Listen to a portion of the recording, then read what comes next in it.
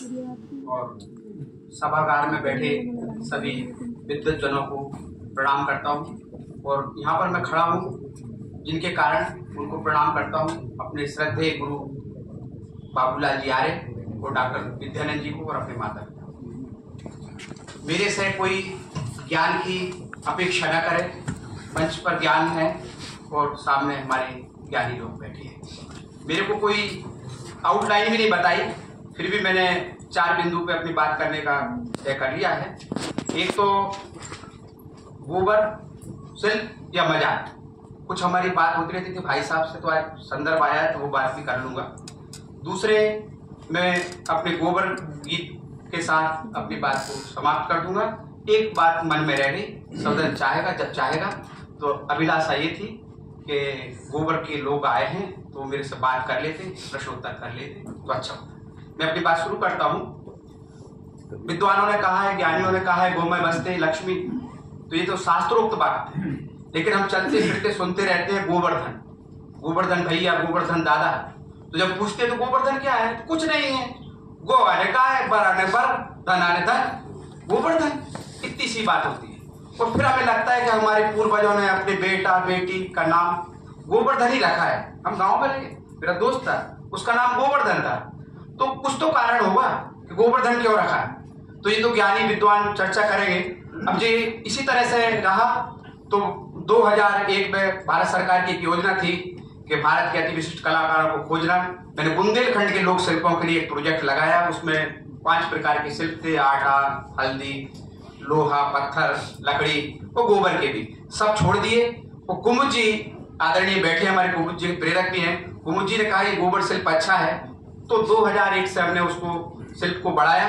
उस शिल्प की प्रेरणा भी मेरी नहीं है। कहीं जाता हूँ लोग तो कहते हैं कि राठौर साहब आपने गोबर का मान बढ़ाया, नहीं, गोबर ने मेरा मान बढ़ाया और मैं इस मंच पर। तो ये गोबर शिल्प कहीं मेरी जहन में नहीं आया, मेरा चिंतन नहीं है और किसी का चिंतन नहीं है।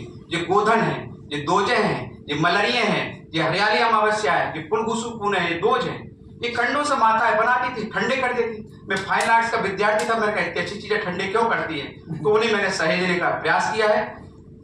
इसके बाद न जाने कहां से मेरे को ये गोबर शिल्प की प्रेरणा मिली, उस पर मैंने कुछ यत्न किया, प्रयत्न किया। और कभी हमें किसी की मजाक उड़ाना होती है तो गोबर से अच्छा बिंब नहीं होता। तो आज भी कुछ लोग गोबर के साथ मजाक उड़ाते हैं। और जब मैं गोबर शिल्प पे काम कर रहा था तो निश्चित ही एक मजाक था। और जब कब ये मान्यता का विषय बना, 2012 में माननीय सुनील पानसिका जी से परिचय हुआ। मध्य प्रदेश सरकार, भारत सरकार का कार्यक्रम था, तो उन्होंने कहा भोपाल से यहाँ आइए, मुझे यात्रा मेरी बढ़ती रही। लेकिन आज भी बहुत सुख प्राप्त होता है जब गोबर शिल्प को देखता हूँ, निश्चित ही दुख भी प्राप्त होता है जब गोबर शिल्प का मजाक उड़ाया जाता है। गोबर शिल्प का एक स्वरूप है, बहुत छोटा सा स्वरूप है, जहाँ से हमने इस बिंब को उठाया था। ये देख रहे हैं बुंदेलखंड में हमारे यहाँ उरेन डलता है। उरेन में क्या करते हैं, माताएं जो है, जैसे महाराष्ट्र में रंगोली बनती है, उरेन में क्या करते हैं, अपने गोबर का लीपा, हल्दी और आटा लिया और शिल्प बनता है। तो ये स्वरूप है गोबर शिल्प। कहीं कहीं जाते हैं तो लोग पहचानते हैं कि ये गोबर शिल्प है, ये गोबर शिल्प। अब एक प्रार्थना है मेरी, मैं देश भर के अंदर जाता हूँ, बाहर भी बात गई है, अड़ोस पड़ोस देशों में भी बात गई है। एक प्रश्न आता है कि इसके मानक क्या है, क्या इसका कोई इंस्टीट्यूट है, ऐसा कुछ इसकी व्यवस्था नहीं है। मैं भी शासकीय व्यवस्था में हूँ, पारिवारिक व्यवस्था में हूँ। और आनंद का विषय ये है कि दोनों दायित्व, लगभग 34 साल की मेरी सर्विस पूरी हो गई, परिवार के भी दायित्व पूरे हो गए। अब आगे ये बताएंगे मैं क्या करूँ। तो कहना ये चाहता हूँ, भावना यह है, क्या ये हो सकता है अपने 2 गुरुओं की बात के साथ मैं आगे की बात करता हूँ। श्रद्धेय हमारे राजेश्वरानंद जी, एक प्रदर्शनी जब गोबर शिल्प का हुआ तो उन्होंने कहा कि परंपरा के साथ मन को जो करे पवित्र, वो विश्व में व्यापक हो गए, यह बुंदेली शिल्प, ऐसा विद्यानंद जी कहते थे। फिर एक मेरा संपर्क हुआ, कहीं मैं भोपाल में था, तब आचार्य विद्यासागर जी महाराज जबलपुर में थे। जब मैं भोपाल आ गया तो जबलपुर पहुंचे, फिर जबलपुर में किसी ने बताया कि आप एक बालक है, ये काम करता है। आचार्य विद्यासागर जी महाराज के साथ मेरा 7 मिनट का संवाद हुआ, जो मेरे को बहुत बड़ा पुरस्कार है। उन्होंने एक रोमांस ऑफ द काउंट मेरे को किताब दी। उन्होंने कहा कि सुरेश जी, गांधी जी के बाद तुम्हारा अच्छा काम है। आज गांधी की पवित्र भूमि में बैठा हूं मैं और एक प्रार्थना करता हूं, क्या इसका गोबर विश्वविद्यालय नहीं बनना चाहिए। जब तक गोबर विश्वविद्यालय नहीं बनेगा, गोबर सिर्फ एक मजाक होगा।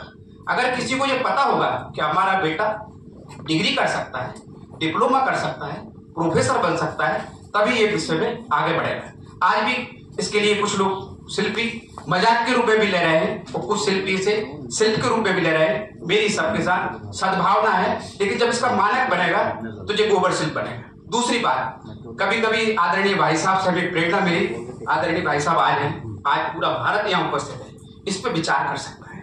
ये सरकार की रीति नीति है, सरकार के चाल चलन है, उसके साथ मैं 34 साल से चल रहा हूँ, उस दिशा में भी हम चले। लेकिन गोबर भारती का चिंतन भी क्या हम कर सकते हैं, कभी कभी ये विचार आया था। आज पूरा भारत वर्ष यहाँ उपस्थित है, भाई साहब लोग चाहेंगे तो इस विषय पर चिंतन कर सकते हैं। गोबर शिल्प पे मेरे से संवाद करेंगे आप तो अच्छा लगेगा। बस गोबर की एक बात कह के अपनी वाणी को विराम दूंगा।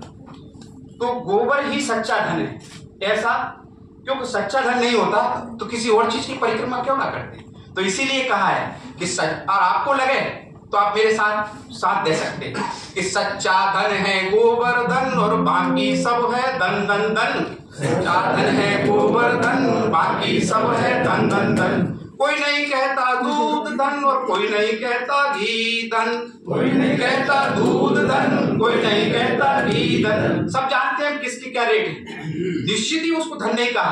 तो क्या कहा है कि सच्चा धन है गोबर धन और बाकी सब है धन धन धन। सच्चा धन है गोबर धन, बाकी सब है धन धन धन। कोई नहीं कहता दूध धन और कोई नहीं कहता घी धन, कोई नहीं कहता दूध धन, कोई नहीं कहता घी धन। कोई नहीं कहता दही धन और कोई न कहे गौमूत्र धन, कोई नहीं कहता दही धन, कोई न कहता गौमूत्र। एक बाबा